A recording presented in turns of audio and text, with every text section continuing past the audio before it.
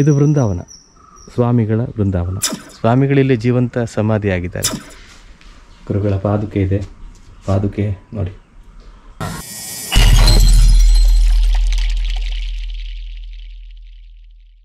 ವೀಕ್ಷಕರೇ, ಇದು ಮೂಡುಕೇರಿ ಕೆರೆ.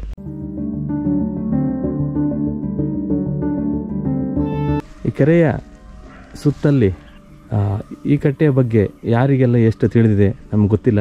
ಆದರೆ ನಾವಿಂದು ಅದರ ಬಗ್ಗೆ ಸ್ವಲ್ಪ ಮಾಹಿತಿ ನಿಮಗೆ ನೀಡಲಿಕ್ಕಿದ್ದೇವೆ. ಇದು ವೃಂದಾವನ, ಸ್ವಾಮಿಗಳ ವೃಂದಾವನ. ಸ್ವಾಮಿಗಳ ಒಂದು ಕಟ್ಟೆ ನೋಡಿ, ಜೀವಂತ ಸಮಾಧಿಯಾದಂಥ ಒಂದು ಕಟ್ಟೆ ಇಲ್ಲಿದೆ. ಇದು ನನ್ನ ಹಿಂದೆ ಇರೋದು ಮೂಡುಕೇರಿ ಕೆರೆ ನೋಡಿ, ಮೂಡುಕೇರಿ ಕೆರೆ ಇದೆ. ಈ ಕಟ್ಟೆಯ ಬಗ್ಗೆ ಕೆಲವು ಉಪಯುಕ್ತ ಮಾಹಿತಿಗಳು ನಿಮಗೆ ನೀಡಲಿಕ್ಕಿದೆ. ಯಾಕಂದರೆ ಇದು ಕಟ್ಟೆ ಇಲ್ಲಿ ಇದ್ದಂಥ ಸ್ವಾಮಿಗಳ ಕಟ್ಟೆ. ಸ್ವಾಮಿಗಳಲ್ಲಿ ಜೀವಂತ ಸಮಾಧಿಯಾಗಿದ್ದಾರೆ. ಗುರು ಶಿಷ್ಯರು ಇರುವರು. ಮೊದಲು 2 ಕಟ್ಟೆ ಇತ್ತು, ಅಂದರೆ ಬೃಂದಾವನ ಇತ್ತು.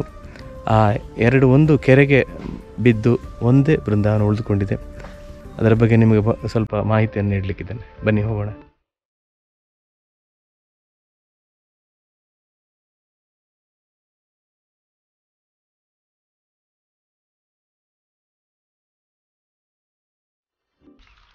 ನೋಡಿ, ಗುರುಗಳ ಪಾದುಕೆ ಇದೆ, ಪಾದುಕೆ ನೋಡಿ, ಪಾದುಕೆ ಜೀವಂತ ಸಮಾಧಿ ಆದದ್ದು ಗುರುಗಳು.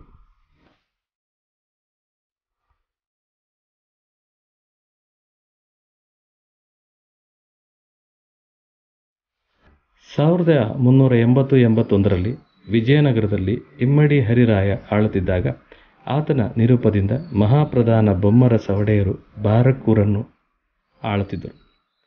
ಕುಮಾರ ಮಾಧವ ಸ್ವಾಮಿಗಳು ಗೋಪಿನಾಥ ದೇವರ ಪ್ರತಿಷ್ಠೆ ಮಾಡಿದ್ದನ್ನು ಶಾಸನ ತಿಳಿಸುತ್ತದೆ. ಇಲ್ಲಿ ಮಠವಿದ್ದುದಾಗಿಯೂ ಈ ಶಾಸನದಿಂದ ಕಂಡುಬರುತ್ತದೆ. ಅದರ ಕುರುಹೆಂಬಂತೆ ಮೂಡುಕೇರಿ ಕೆರೆಯ ಬದಿಯಲ್ಲಿ ಒಂದು ಬೃಂದಾವನ ಇದೆ. ಈ ಬೃಂದಾವನ ಕುಮಾರ ಮಾಧವ ಸ್ವಾಮಿಗಳ ಬೃಂದಾವನ.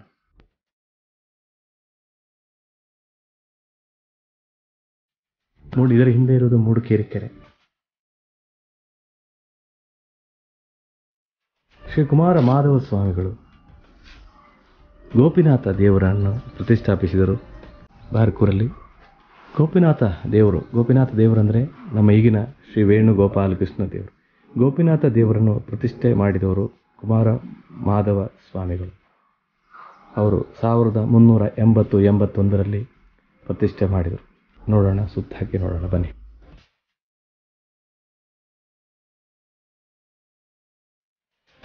ಎರಡು ಬೃಂದಾವನ ಇತ್ತು. ಅಂದರೆ ಗುರು ಮತ್ತು ಶಿಷ್ಯರ ಇರುವರ ಬೃಂದಾವನ ಇತ್ತು. ಈಗ ಇರುವುದು ಒಂದೇ ಬೃಂದಾವನ ಮಾತ್ರ. ಇದು ಕುಮಾರ ಮಾಧವ ಸ್ವಾಮಿಗಳ ಬೃಂದಾವನ. ಬಹಳಷ್ಟು ಇತಿಹಾಸವಿದೆ ನೋಡಿ. ಬಾರ್ಕೂರ್ ಅಂದರೆ ಸುಮ್ಮನೆ ಅಲ್ಲ, ಹಿಂದಿನ ಕಾಲ ರಾಜರು ಆಳುತ್ತಿದ್ದಂಥ ಊರು ಬಾರ್ಕೂರು. ಬಾರ್ಕೂರಲ್ಲಿ ಇಂದು ಎತ್ತ ನೋಡಿದರತ್ತ ದೇವಾಲಯಗಳು, ವಿಗ್ರಹಗಳು, ಕೆತ್ತನೆಗಳು, ಕಲ್ಲಿನ ಮೂರ್ತಿಗಳು, ಏನು ಹೇಳಲಿ ನೋಡಿ. ಇದು ಮೂಡುಕೇರಿ ಕೆರೆ ನೋಡಿ. ಬೃಂದಾವನ ಇಲ್ಲಿದೆ ನೋಡಿ.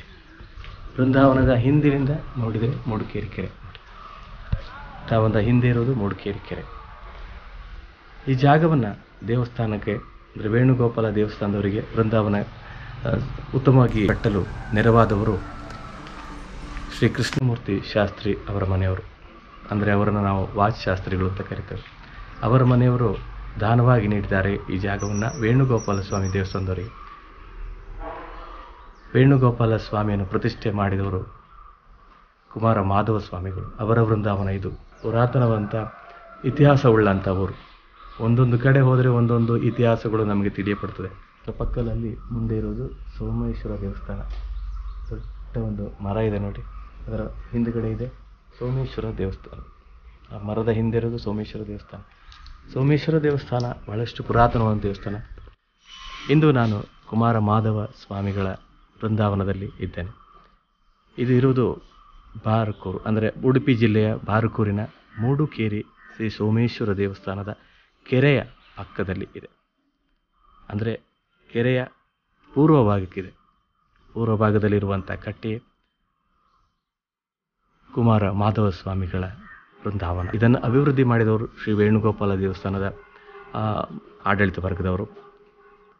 ಅಂದರೆ ಗೋಪಿನಾಥ ಎನ್ನುವಂಥ ಹೆಸರಲ್ಲಿ ವೇಣುಗೋಪಾಲ ದೇವರ ಪ್ರತಿಷ್ಠಾಪನೆಯನ್ನು ಮಾಡಿದ್ದು 1381 ಇಸವಿಯಲ್ಲಿ ರಾಜರು ಆಳ್ತಿದ್ದಂಥ ಕಾಲದಲ್ಲಿ. ಇದು ಪಾದುಕೆ, ಸ್ವಾಮಿಗಳ ಪಾದುಕೆ ಇಲ್ಲಿದೆ ನೋಡಿ. ಇದು ಕಟ್ಟೆ, ವೃಂದಾವನ. ಇದು ಕಟ್ಟೆ, ಇದು ವೃಂದಾವನ ನೋಡಿ. ಜೀವಂತ ಸಮಾಧಿ ಆದದ್ದು, ಜೀವಂತ ಸಮಾಧಿ ಆದಂಥ ಜಾಗವೇ ಇದು. ಗುರುಪೀಠದ ಸ್ಥಳದಾನಿಗಳು ಇಲ್ಲಿದ್ದಾರೆ ನೋಡಿ. ಸ್ಥಳದಾನಿಗಳು ಇಲ್ಲಿ ಬರೆದಿದ್ದಾರೆ. ಗುರುಪೀಠದ ಸ್ಥಳದಾನಿಗಳು ದಿವಂಗತ ಶಿವರಾಮ ಶಾಸ್ತ್ರಿ ಹಾಗೂ ದಿವಂಗತ ಕೊಲ್ಲೂರಮ್ಮ ಇವರ ಸ್ಮರಣಾರ್ಥ ಶ್ರೀ ಕೃಷ್ಣಮೂರ್ತಿ ಶಾಸ್ತ್ರಿ ಮತ್ತು ಶ್ರೀಮತಿ ಜಯಲಕ್ಷ್ಮಿ, ಶ್ರೀಮತಿ ಸುಶೀಲಾ ಶಂಕರಮೂರ್ತಿ ಮತ್ತು ಶ್ರೀ ಶಂಕರಮೂರ್ತಿ ಅವರು ಸೇರಿ ಈ ಜಾಗವನ್ನು ಗೋಪಾಲಕೃಷ್ಣ ದೇವಸ್ಥಾನದವರಿಗೆ ದಾನವಾಗಿ ನೀಡಿದ್ದಾರೆ. ಬೃಂದಾವನದ ನವೀಕರಣ ಮಾಡಿದವರು, ಗುರುಗಳ ಬೃಂದಾವನ ನವೀಕರಣ ಮಾಡಿದವರು ನೋಡಿ ಇಲ್ಲಿ ಇದೆ. ಗುರುಗಳ ಬೃಂದಾವನ ನವೀಕರಣ ಶ್ರೀಮತಿ ಗೌರಿ ಕೃಷ್ಣಯ್ಯ ಮತ್ತು ಶ್ರೀ ಬಿ ಕೃಷ್ಣಯ್ಯ ಹಾಗೂ ಮಕ್ಕಳು, ಅರೆ ಬಿಳಿಚಿ ಭದ್ರಾವತಿ ನೋಡಿ. ಅವರು ಇದನ್ನು ನವೀಕರಿಸಿದ್ದಾರೆ, ಸುಂದರವಾಗಿ ಮಾಡಿದ್ದಾರೆ. ಮೇಲ್ಗಡೆ ನೀರು ಬೀಳದಾಗೆ ಶೀಟೆಲ್ಲ ಹಾಕಿ ಸುಂದರವಾಗಿ ನವೀಕರಿಸಿದ್ದಾರೆ. 4 ಮಾಡಿನ ಒಂದು ಶೀಟ್ ಹಾಕಿ ಮಳೆ ನೀರು ಬೃಂದಾವನಕ್ಕೆ ಬೀಳದಂತೆ ಮಾಡಿದ್ದಾರೆ.